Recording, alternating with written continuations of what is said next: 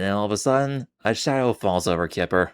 Oh no! The sun's gone in, he says. He lets go of his crazy straw and kind of just hangs there above the glass, but it's really tall now. And you will not believe what happens next. Something's fallen from the sky and it ain't rain. Then we hear a little ding on the martini glass and a bunch of other little ding ding ding dings. They're hailstones, as Kipper calls them. The same kind of hailstones that we saw in the igloo episode. When I was little, this made no sense to me at all. Like, isn't hail supposed to be kind of like a winter thing? Like, who ever heard of falling ice from the sky in the middle of the summer? At least that's what I thought. According to Google, summer hail is a common localized weather phenomenon that occurs when strong thunderstorm updrafts carry raindrops high into the freezing layers of the atmosphere. Despite warm surface temperatures, these powerful storms generate ice that falls too quickly to melt completely before hitting the ground. So apparently it can still be well below freezing way up in the sky even though it's hot down on the ground. And these hailstones look like they're about the size of marbles. And the way they're drawn in the animation, they kind of remind me of the kind of lights with a chain switch that we saw last month in Sleepless Night. Sort of like what I have here in my basement. Because we got the blue round dot on the bottom for the hailstone, and then there's these blue lines coming down, like showing how fast they're coming down. I keep thinking this reminds me of something else, but what? Was there a fence that I saw when I was little that had little round things on top of these skinny metal sticks? Possibly. It also kind of makes me think of like curtains with little beads hanging down, but I can't imagine where I would have seen that when I was 2, or 3, or 4. But anyway, yeah, it looks kind of cool the way they draw this hailstorm, but of course, Kipper's not enjoying it as much as I am. That little decorative umbrella that he put in his drink, he's picking up that tiny little thing and holding it over his head to try to shield himself from that hailstorm. I don't think that would help very much, but it's a clever idea. I mean, honestly, I don't know what else you would use a little umbrella like that for, aside from it just looking nice. I assume it's supposed to represent like a beach umbrella that you would set up over your beach chair or blanket or something if you're at a sunny beach. I don't know why I keep saying martini, and there's no way there's anything alcoholic in that beverage. I mean, come on, not on a Nick Jr. show they wouldn't. Cocktail umbrellas, that's what they're called.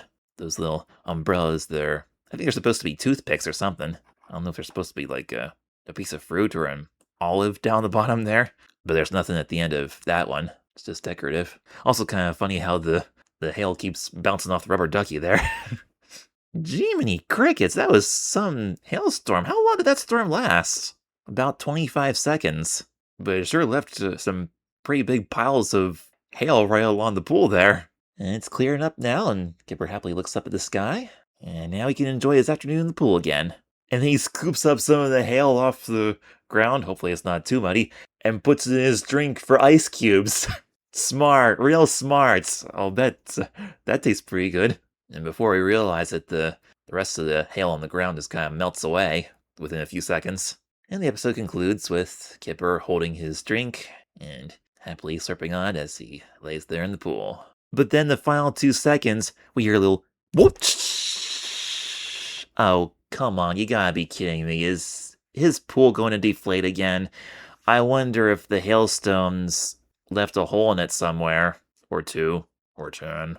But yeah, I mean, Kipper's enjoying himself now, but like after the credits, who knows what kind of trouble he's gonna run into. I mean, he's laying there in that pool, and if the thing's gonna deflate again, it'll deflate with him in it, and he's probably going to collapse out of there with a big splash as his weight kind of squeezes all the air out of it again. Ay, ay, ay.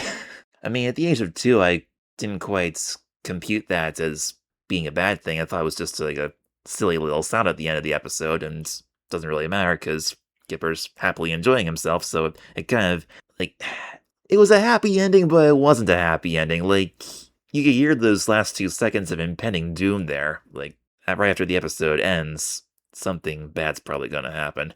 But, yeah, Kipper's having kind of a rough day there trying to enjoy his summer day off, trying to cool off in the pool and working so hard to get everything ready, and all those obstacles in between with the pool leaking and the ice cream mess, and then that hailstorm. My goodness, what a day! Okay, so that was Kipper the dog, the paddling pool. Probably my least favorite episode out of these three, I'll tell you right now. I mean, spoiler alerts, the next one's gonna be a lot better than this, I'll tell you that. I mean, it wasn't terrible. It was very chill and low-key. Like, nothing overly, scary or dramatic happened. Like, even when those bad things did happen, like the pool deflating and the hailstorm, they didn't, like, accompany it with any, like, sad or scary music or anything, and Kipper was disappointed, but he didn't get, like, overly upset. Like, he didn't, like, get mad or really sad or anything like that. So yeah, it was a very okay episode. Definitely not my favorite, but one that I certainly remember seeing a bunch of times when I was little. One of the most memorable ones, for better or for worse. But yeah, when I was a little kid, I always enjoyed playing in the water. Like I said, we had a small kid pool that we used to set up in the backyard. It wasn't inflatable though. It was just like a hard plastic tub kind of thing that we would just keep in the garage, just lay up against the wall, and then we would drag it out and turn on the hose and fill it up with water. And I have some pictures of me playing in that pool when I was a toddler, and a little bit of video too. As for the ice cream though, I actually had a ice cream cone this morning.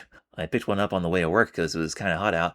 Lancaster Sweet Shop has some really nice ice cream. Lancaster Sweet Shop on Duke Street, right across from the City Hall. It's just a few buildings down from where the old public library used to be. But anyway, I got an ice cream cone there. It was, what'd they call it? Peanut butter curl or something? I think it was vanilla ice cream with some peanut butter mixed into it. And I enjoyed it. It was pretty good. But mine did get a little bit messy too. I mean, I didn't get all over my face like Kipper did, but it did drip on the floor a little bit, and I ate it inside the shop. But it was like a dark-colored wooden floor, so I was able to see where the drips were, and I wiped it out myself. I assumed they probably mopped the floors by now. They probably do it right before closing time, I would hope.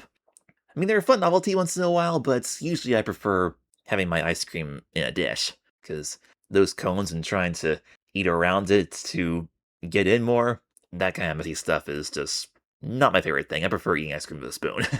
Alright, that's enough of that. I'm